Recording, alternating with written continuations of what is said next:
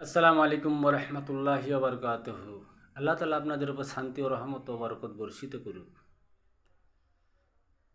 কথা হচ্ছে ভাই, এর আগেও বলেছিলাম বাল্লিগু আন্নি ওয়াল আয়াত, তোমার একটা কথা জানা থাকলেও বলে দাও। তাই আমি আল্লাহর কোরআনের আয়াতগুলো কিছু কিছু দোয়াগুলো কিছু কিছু করে একটা একটা করে যতটুকু শিখেছি এবং যতটা পারি বা যতটা প্রচেষ্টা করে যাচ্ছি, ইনশাআল্লাহ দোয়া করবেন সবাই। আর যে যেখান থেকে শুনছেন সবাই শেয়ার করবেন বা লাইক কমেন্ট করবেন, কারণ এই সমস্ত ভিডিওগুলো ছড়িয়ে দিতে হবে, সবাই যেন देखते पारे।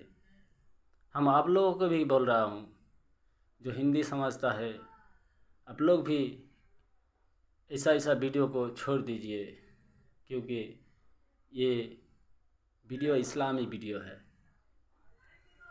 ला इलाहा इल्लल्लाह मुहम्मद रसूलुल्लाह, नहीं कोई माबूद अल्लाह के सिवा, और मोहम्मद सल्लल्लाहु अलैहि वसल्लम अल्लाह के रसूल। তো বিষয় বলতে, এই যে ড্রেস দেখছেন, এই সমস্ত ড্রেস পোশাক এর আগে একটা বক্তব্য বলেছিলাম বা ভিডিও করেছিলাম। এই সমস্ত ড্রেস পোশাক ভালো, কিন্তু ভাই আমরা গরিব মানুষ, সব সময় হয়তো কাজ ক্ষেত্রে পড়তে পারি না, বা সব সময় এই পোশাকের আমরা মূল্যায়ন করতে পারি না, সব সময় এই পোশাকের আমরা যত্ন করতে পারি না। যারা পারেন, যাদেরকে আল্লাহ ভালো রেখেছেন বা ভালো অবস্থা রেখেছেন, বা যারা এই সমস্ত কাজের চাইতে অন্য অন্যতম বা উন্নত কাজে যারা থাকেন, যারা 5 ওয়াক্ত নামাজ পড়েন, যারা ইমাম সাহেব, হাফেজ সাহেব, যারা ভালো ভালো ব্যবসা করেন, তারা হয়তো এই সমস্ত পোশাককে মূল্যায়ন করতে পারবেন বা সব সময় হয়তো পোশাকটা পরতে পারবেন। এই যে ধরুন, এর আগে একটা ভিডিওতে বলেছিলাম,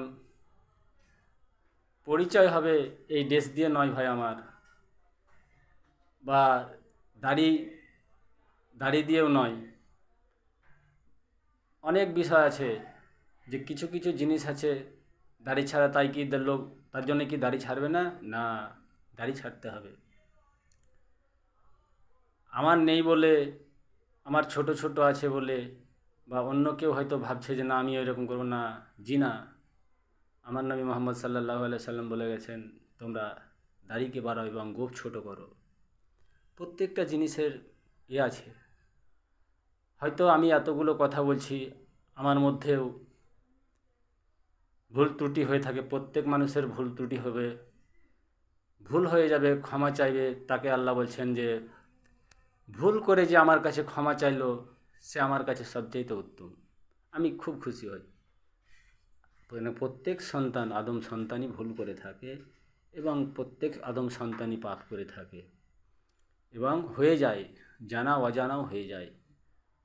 কিন্তু এই সমস্ত পাপগুলো আল্লাহ বলছেন মানুষের সাথে জড়িত পাপ, মানুষের কাছে ক্ষমা চেয়ে নিতে হবে। তাই বলি দর্শক মণ্ডলী, যে যেখান থেকে শুনছেন, যদি আপনাদের মধ্যে আমি কোনো দিনও কারো সাথে খারাপ আচরণ করে থাকি, বা বা কোনো কথার দ্বারাই ভুল বলে থাকি, বা কথার দ্বারাই কষ্ট দুঃখ দিয়ে থাকি, আমার বাড়ি থেকে স্টার্টিং করে শুরু করে প্রতিবেশী গ্রাম অঞ্চল, মানে যত রকমের যেখানে যেখানে গেছি, আমি প্রত্যেককে এই ভিডিওতে বলে দিচ্ছি যে যদি আমার মধ্যে ভুল হয়ে যায়, আপনার যদি আঘাত লাগে, তাহলে আমাকে আপনি আল্লাহর ওয়াস্তে আপনি আমাকে ক্ষমা করে দেবেন। কেননা যে বলছে যে যিনি অপরাধ করলো এবং ক্ষমা চাইলো, এবং যার অপরাধ করেছে সে ক্ষমা না দিলে, কিন্তু যে ক্ষমা চাইলো তার কোনো অপরাধ হবে না, এবং যে ক্ষমা না দিল তার কিন্তু সে কিন্তু আল্লাহর কাছে কিয়ামতের ময়দানে ধরা পড়বে। তাহলে বিষয়গুলো কিছু কিছু বুঝতে হবে। আর আল্লাহ বলছেন আমার সাথে জড়িত পাপ আমি ক্ষমা করে দেবো। আমার কাছে ক্ষমা ভিক্ষা চাইতে হবে, ক্ষমা চাইতে হবে। তাহলে ক্ষমা চাওয়ার দোয়াগুলো এর আগেও বলেছি। সবচেয়ে মাধ্যম হচ্ছে সলাতের মাধ্যমে, যেটা সলাত পড়তে পড়তেই এবং সিজদার সময় এবং সালাম ফিরার আগে পর্যন্ত, যেমন দোয়ায়ে মাসুরা, এই সমস্তগুলো পড়ার আগে পড়বেন। সমস্ত দোয়া দুরূদ যত আছে করে নেবেন দুরূদ ইব্রাহিম পড়ার পর। তারপরে সমস্ত দোয়া পড়ার পরে এই দোয়াটা পড়তে হবে। এটা পড়তে হবে আপনার সিজদাতেও এবং সালাম ফিরার আগ মানে আগে পর্যন্ত। যেমন সালাম ফিরাবেন তার একটু আগেই সে দোয়াটা হচ্ছে আস্তাগফিরুল্লাহাল্লাযী লা ইলাহা ইল্লা হুয়াল হাইয়ুল কাইয়্যুম ওয়া আতুবু ইলাইহি।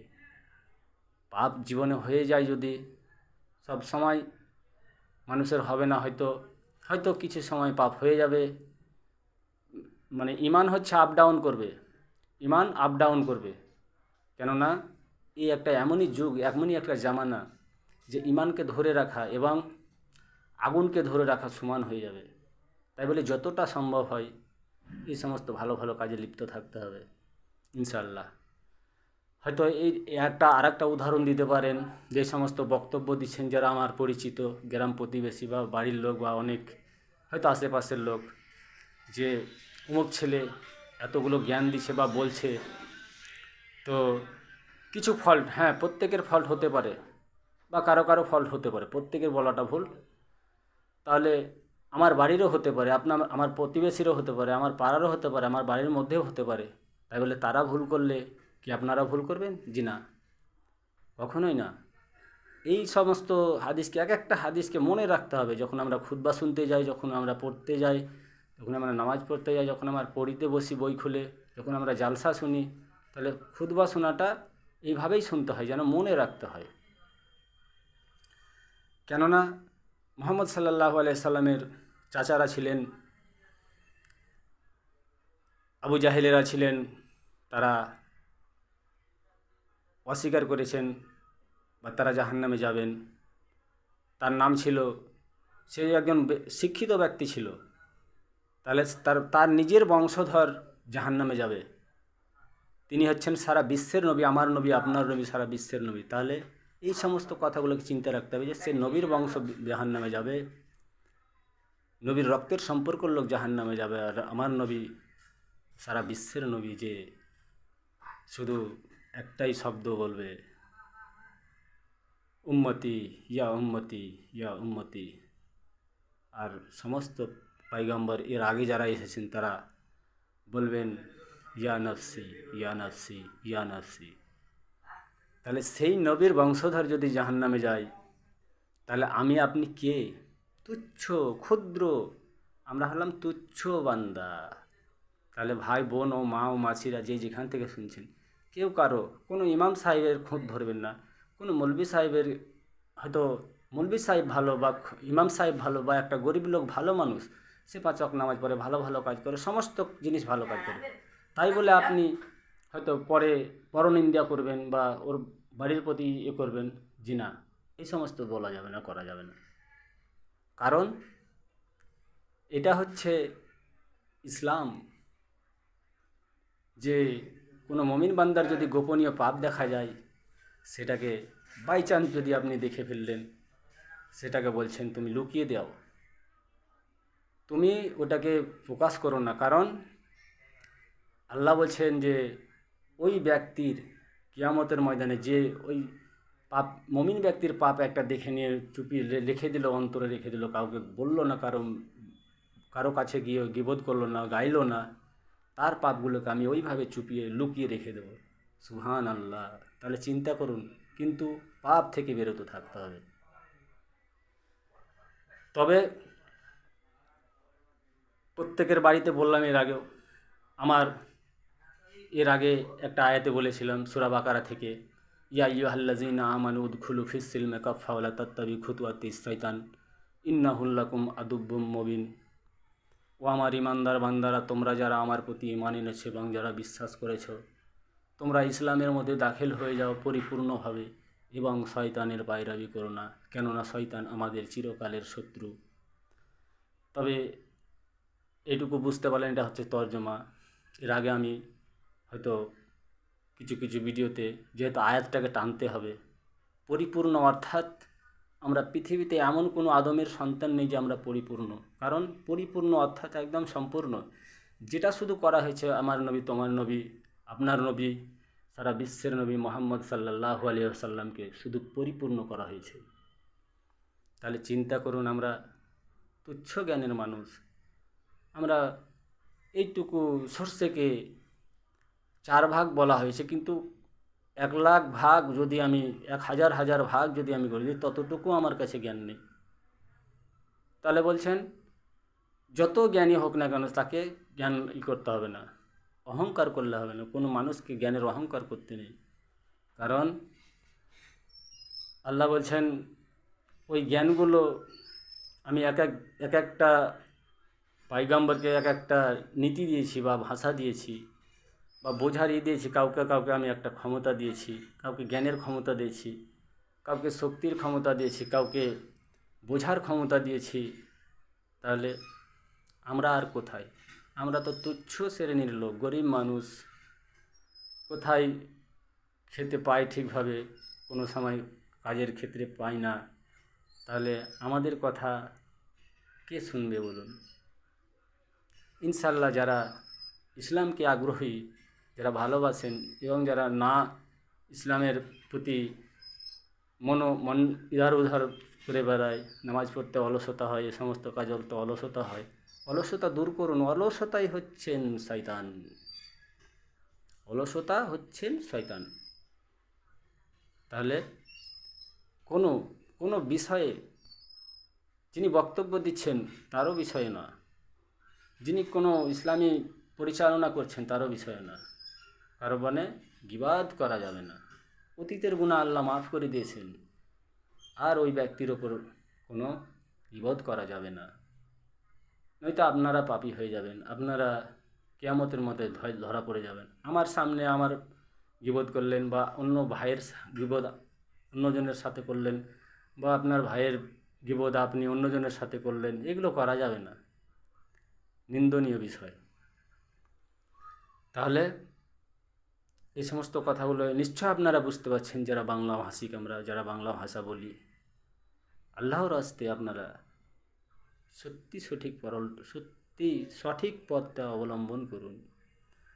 আমার মাবুদের কাছে যিনি জান্নাতের ওয়াদা করেছেন, এই ভালো ভালো কাজগুলো করলে আমরা জান্নাতে যেতে পারবো, আশা করতে পারবো, আকাঙ্ক্ষা করতে পারবো। যদি আমরা বিমুখ থাকি এই সমস্ত কাজের মধ্যে, ইসলাম থেকে বেরোতে থাকি, বিমুখ থাকি, তাহলে আমরা কি করে আশা করব বলুন? আশার নাম হচ্ছে সর্বপ্রথম ঈমান আনার পরে সালাত। আপনারা সালাত কায়েম করুন। সূরা কাউসারে বলেছে সালাত আদায় করুন এবং কুরবানি দিন। তাহলে সালাত ভাষাটা সবচাইতে আগে আসবে। তাহলে আমরা সব ভালো ভালো কাজগুলো আমরা পেয়ে যাব ইনশাআল্লাহ। আর সালাত যদি ক্যান্সেল হয়ে যায়, তাহলে আমরা কোনো একটা পাবো না। তাহলে সব সময় বুঝে শুনে কাজ করতে হবে। সব সময় মুমিনকে বুঝে শুনে কাজ করতে হবে, কথা বলতে হবে। কোথায় গেলে দোষ হবে, কোথায় সালাম না দিলে ভুল হয়ে যাবে, কোথায় কার বাড়ি যাব আমি হয়তো সে কেউ কী পরিস্থিতিতে থাকবে, অপমানিত হয়ে যাবে। আল্লাহ রসুল সাল্লাল্লাহু আলাইহি সাল্লাম বলেছেন, না, কোনো বাড়িতে তুমি প্রবেশ করবে না সালাম ব্যতীত।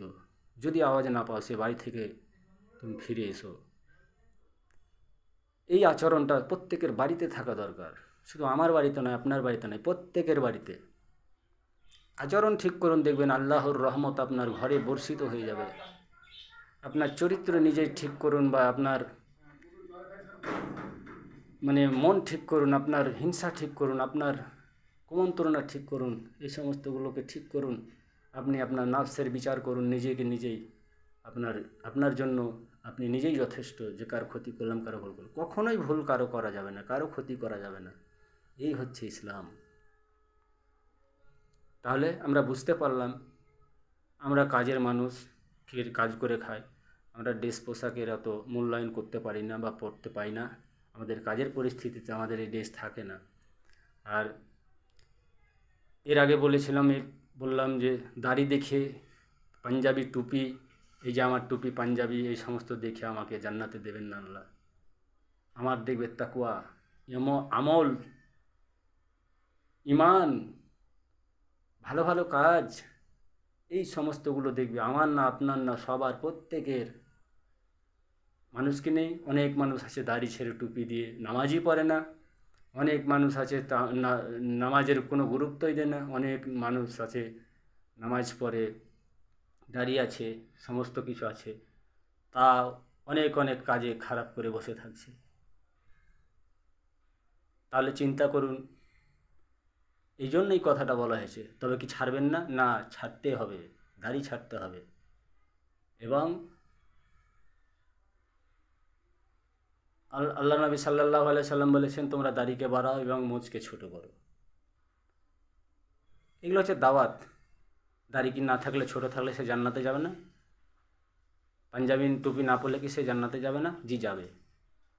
জান্নাতের যে 8টা দরজা আছে, 8টা স্তর আছে, তাহলে যে যার আমল যেরকম পরিস্থিতি থাকবে, তাকে আল্লাহ তিনি সেইভাবে তার জান্নাতের বাসস্থান দেবেন।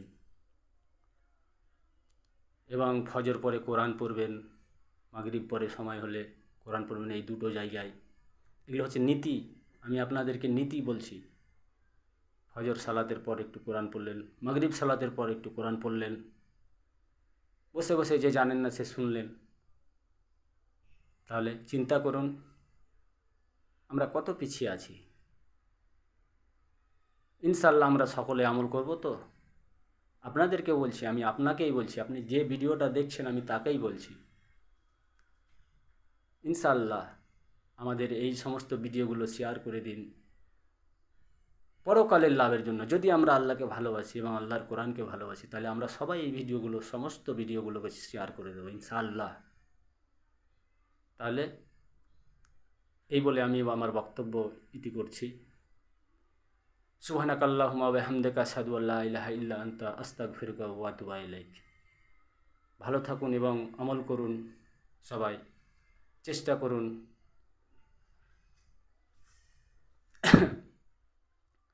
এবং ভালো ভালো কাজ করার। প্রত্যেক মানুষকে আল্লাহ তৌফিক দান করুন। আসসালামু আলাইকুম ওয়া রাহমাতুল্লাহি ওয়া বারাকাতুহু।